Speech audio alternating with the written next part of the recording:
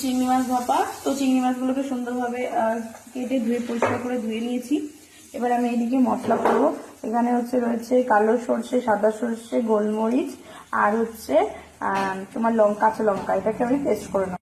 আমি এবার চিংড়ি মাছগুলো একটা বাটির মধ্যে নেব। আমি আজকে ভাপাবো ভাতের মধ্যে দিয়ে। এটাকে বাটিতে নিয়ে নিয়েছি।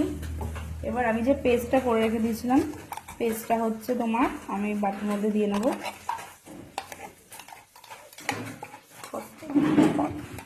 এবার আমি পরিমাণ মতো হলুদ দিলাম, এর স্বাদ অনুযায়ী লবণ দিলাম, চিনি দিলাম, মিক্স করে নেব।